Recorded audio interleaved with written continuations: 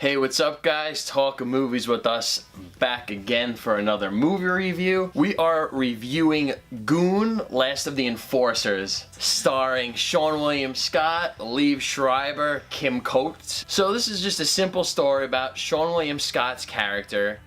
Loves playing hockey for his team, the Highlanders, but he's getting a little older now.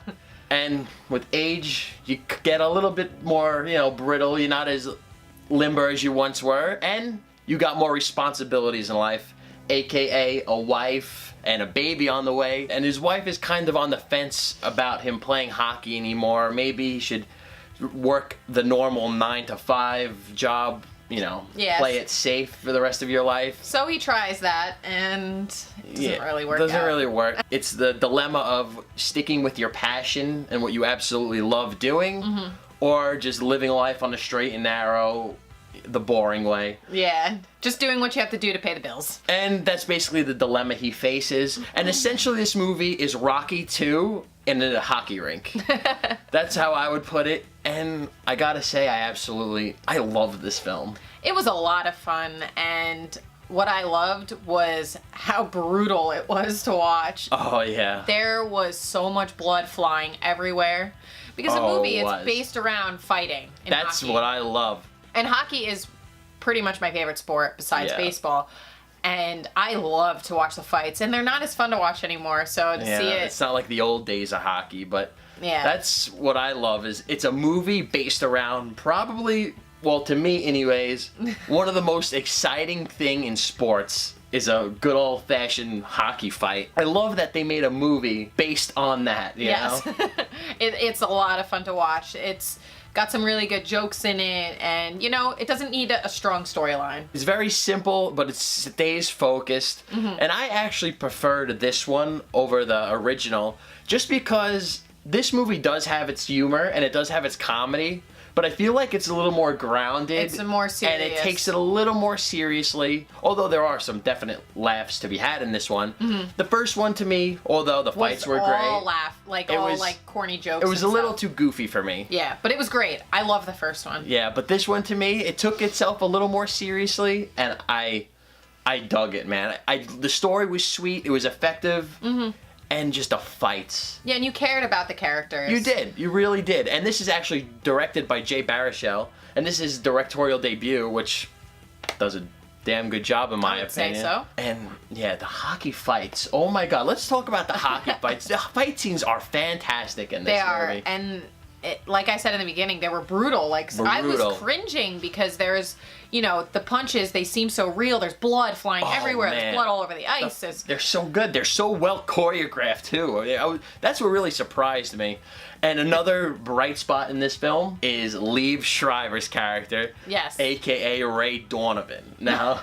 or Sabretooth, if you remember him from that. But I'm coming off of watching Ray Donovan, love the show, and to see him play a role like this, an old school, down and out Canadian hockey player with the long hair and the Canadian accent, he's so good and he's so fun to watch. And in the first one, you didn't really care for him, but in this one, you really, really like him. Well, in the first one, he was Seann William Scott's enemy. Yeah.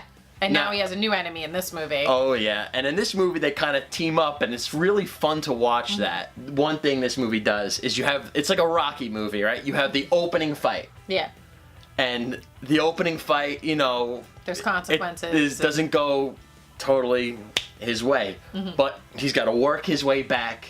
And honestly, the final battle in this movie, the final fight... It was so pleasing. It was so pleasing.